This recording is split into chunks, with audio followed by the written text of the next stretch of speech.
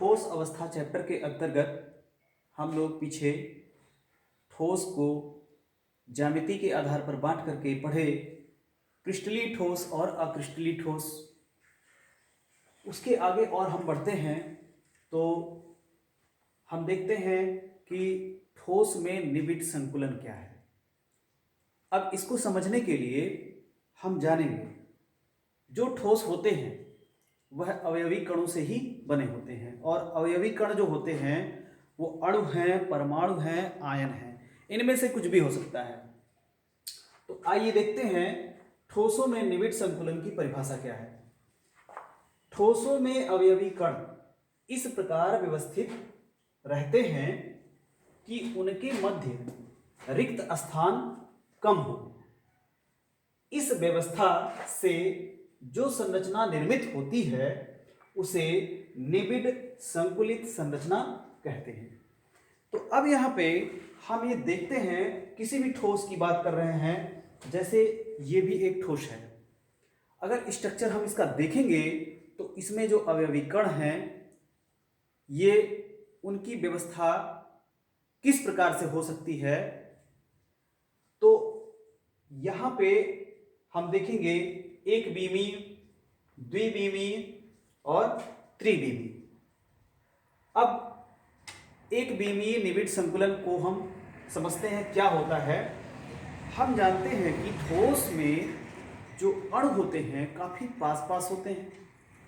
अगर उन अणुओं को, अणु अर्थात अवयवी कणों को हम बारीकी से अध्ययन करें तो ये तीन स्थितियों में हो सकते हैं। अब एक बीमीय निबिड़ संकुलन क्या है, यदि उनमें अवयवी कण को हम गोला मान लें और उन गोलों को एक सरल रेखा में रखते जाएं इस प्रकार से, तो यह क्या कहलाएगा, एक बीमीय निबिड़ संकुलन कहलाएगा। फिर इसके आगे बढ़ते हैं द्विबीमीय निबिड़ संकुलन। द्विबीमीय निबिड़ संकुलन यह दो प्रकार से हो सकता है। जैसे हम इसको, जो कंचे होते हैं खेलने वाले, गोले को, जो अवयवी कण हैं उसको ऐसी कल्पना करें कि कंचे हैं।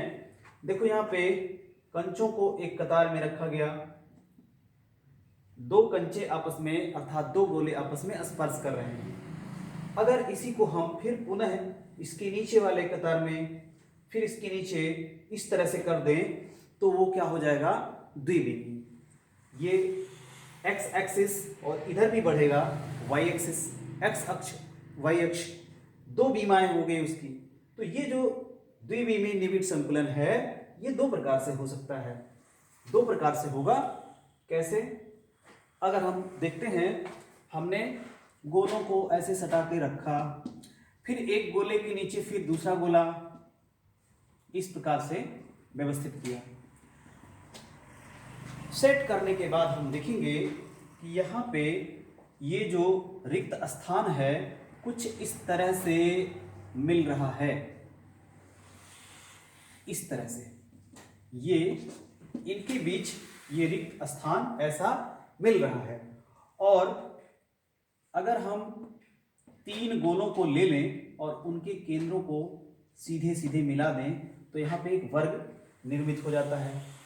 और अगर ऐसा मिलाते हैं इस प्रकार से तो यहाँ भी एक वर्ग निर्मित हो जाता है। तो इसलिए इसे द्विबीमीय वर्ग निबिड़ संकुलन कहते हैं। आगे बढ़ते हैं, यहाँ पे देखते हैं क्या है। ये एक पंक्ति में रखे गए गोले हैं, दूसरे पंक्ति में कैसे रखा गया है, इस गोले के नीचे इसको नहीं रखा गया है।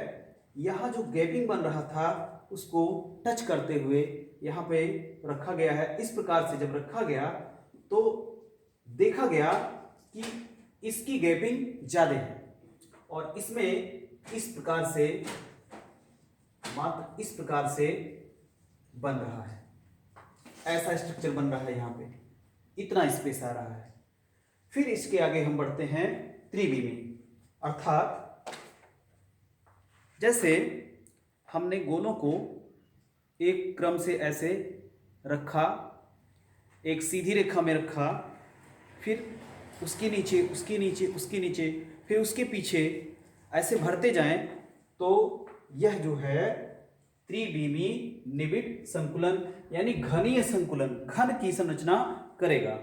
अगर इनके अवयवी कणों को आपस में जोड़ते हैं, जैसे यहाँ पे जोड़ के देखे हैं तो यहाँ पे वर्ग का निर्माण हुआ है, तो इस प्रकार से यहाँ पे एक घन का निर्माण होगा।